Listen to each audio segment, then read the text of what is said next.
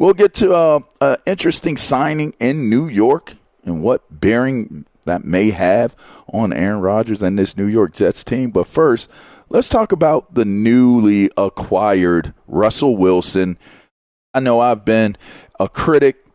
I said very early on, I don't know that Russell Wilson's makeup fits that Pittsburgh brand of football. But there seems to be a lot of people who are positive about the signing and are high on the signing. And it was interesting when I saw the plot twist take place. What is that plot twist? Kenny Pickett. He wasn't mentioned by Russell Wilson. You know why? Well, because he's not going to be in the quarterback's room with Russell Wilson this year. They traded Kenny Pickett to the Philadelphia Eagles, leaving a one quarterback room for quarterbacks. Mason Rudolph, obviously gone. Now Kenny Pickett, gone. Officially ending that era of time for the once hopeful draft pick from Pitt to be the guy that led this Steelers team back to prominence. Now, it made me start to wonder. You get rid of Kenny Pickett. I know the first thing we'll probably think about in recent history is it was probably a great move by the Pittsburgh Steelers to move on from Kenny Pickett if you're planning on not using him anymore, which that looked to be apparent in last year's playoff run where he was not playing. They were using Mason Rudolph. So you give him an opportunity to go somewhere else. Now, he doesn't really get a fresh start because he's going to be the backup to Jalen Hurts. But that's a whole nother conversation in itself. What does that mean for Jalen Hurts and the Philadelphia Eagles that they would invest in trading for a once starter that's still young in his career that can probably be shaped and molded and maybe salvaged at this point? But it made me start wondering. Russell Wilson is the only quarterback in that quarterback's room. Everybody's had this foregone conclusion that they're turning the team over to Russell Wilson. Russell Wilson is saying all the right things. I'm here to win championships. Want to do it with Tomlin. He named players. But he only signed for a very, very small amount. And now while people will sit there and say, well, he's on Denver's on their bill. He's on their payroll still. And he's going to get somewhere around $38 million still from Denver. I made the discussion point that it seems strange to me that if you truly believe in the talent of the player that you're signing and you want him to be your franchise quarterback, do you pay him league minimum money? It was something that I had to ponder on. Okay, so he's getting paid a large amount. He wants to be able to come to this team, so he says he's going to take a pay cut, a super haircut. But is that what this really is? I mean, we've seen Russ maybe not be the best of the best he's been during his career over the last couple years in Denver, but it led me to wonder and consider, is there another move coming? Are they targeting someone? Is it the draft? Do they feel like that there's somebody at the pick that they have or that they can make some moves in the draft to get a guy that they feel is someone that they can develop while Russ is there? Could it possibly be they're looking at someone like, I don't know, Justin Fields? It might sound outlandish, but would that be a bold move to actually go get another younger version of Russell Wilson, a younger, more athletic version, maybe not the passer that Russell Wilson has been throughout his career, but nonetheless has the potential? You have the ability to possibly parlay a trade with Chicago because Chicago doesn't have any options right now.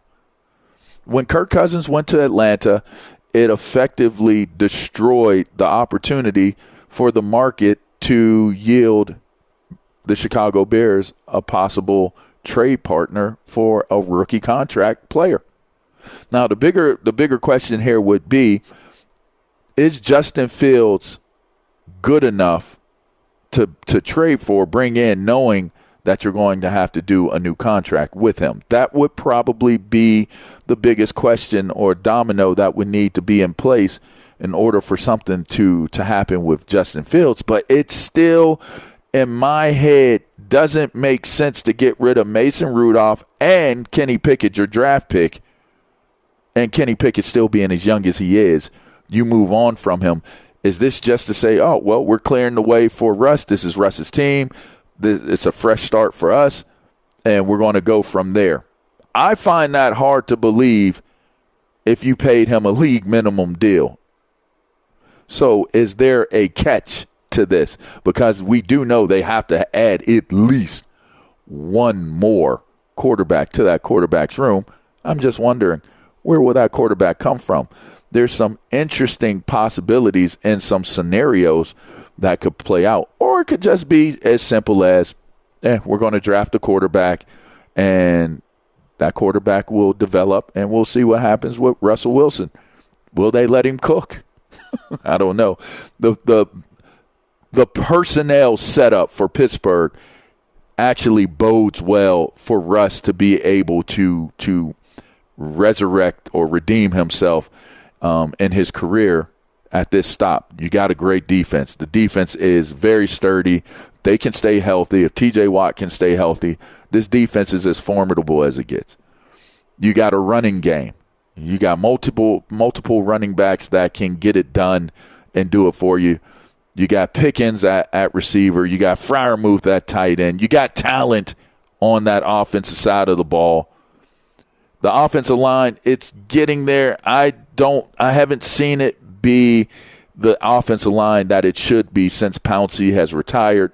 We'll see if they are able to improve their offensive front. But I'll tell you, what you got? What are you thinking? So, third round pick in the trade kind of screams, this is where you get a quarterback, not one of the top ones you can get in the draft, right? But where you can get someone who might sit for a couple of years, and low tier might be a backup, upper tier might turn into a starter before Russ is done. For Russ, this feels like the prove it deal, kind of like what Baker Mayfield got with Tampa Bay here last year. So I think it's kind of variable, although from what I read, like a lot of this just feels like Pickett just didn't want to compete with Russell Wilson.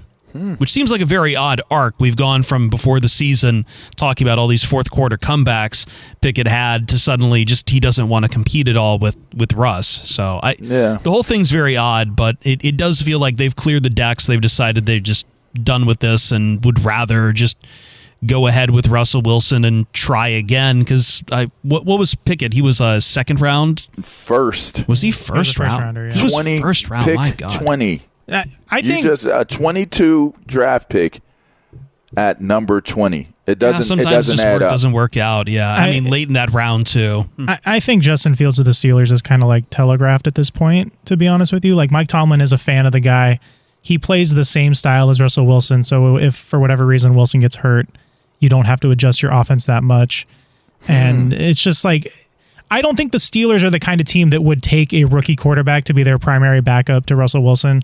They are one of those teams that convinces themselves that they're going to be contending every single year. So having a guy like Justin Fields behind Wilson makes a lot more sense than trusting a third-round rookie. That third-round pick, if the Bears take that off the Steelers' hand, that's a very good price for them at this point, considering they've been frozen out of most deals for Justin Fields right now. There you go. And here's an interesting point there. If you guys recall, Mike Tomlin said, I am going to bring competition to the quarterback's room this offseason. There is no quarterback's room now. Yeah. It's just Russell Wilson's room. Yeah. So if you were to bring in Justin Fields, they're both on like low contracts. Yeah. Justin Fields on rookie contract, and Russell Wilson on a seniors league minimum contract. I guess the other thing too is, would Russ even want that kind of competition? Like I think. But does he have the choice? Does he have the choice? Sure, but we've seen this guy be able to flex power wherever he goes. I don't think he'll be able to do it with Pittsburgh. That's for sure. You can flex when you have cash. When you have a contract that says you can flex, he has a contract where they could cut him today and be okay.